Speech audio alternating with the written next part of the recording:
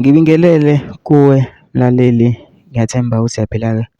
Mina ngizocela kuwe-ke laphana-ke ukuthi-ke uma ngabe usamusha-ke kulo-ke leli khasi-ke leli-ke wenze okulungile-ke laphana-ke ucindezele-ke ibhathini subscribe nje, akubizi mali, kumahhala nje occasion yesenti-ke elimnyama-ke leli-ke khona uzokwazi ukuthi-ke uyithole zonke-ke iy'ndaba-ke ezenzakalayo-ke kulo-ke leli khasi-ke leli-ke kusukela-ke manje-ke songakwenza-ke nje lapho ukuthi-ke ucindezele-ke ibhathini usubscribe njengamanje-ke.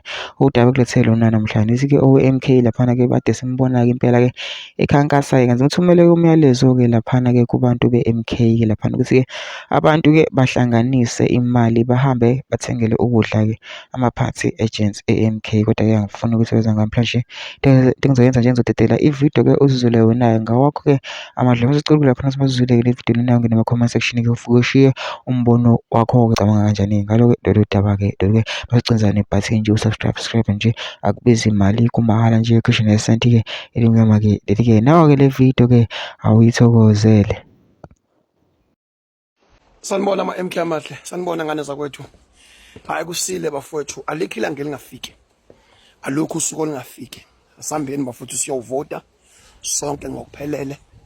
Asazi bamakhamdozi bayodla wona-ke amakhamdozi disihlala. Bafowethu ngiza kini mngane zakwethu ngingowenu. Ngiyacela bafowethu sinelokhu njana ku-ama-VD awu-7 ngane zakwethu. Ngiyacela bafowethu ukudla akukho ngane zakwethu. Angikwazi ukuqamba manga ngithi kubona bafowethu sihlanganiseni ngoba ngiyabazi ukuthi abaphangeli abasebenzi.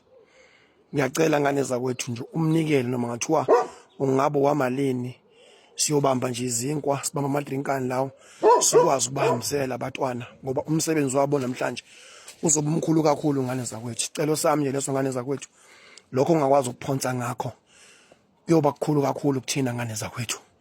Siyacela kakhulu ngane zakwethu. Inamba yami 079 0145 187 079 0145 187.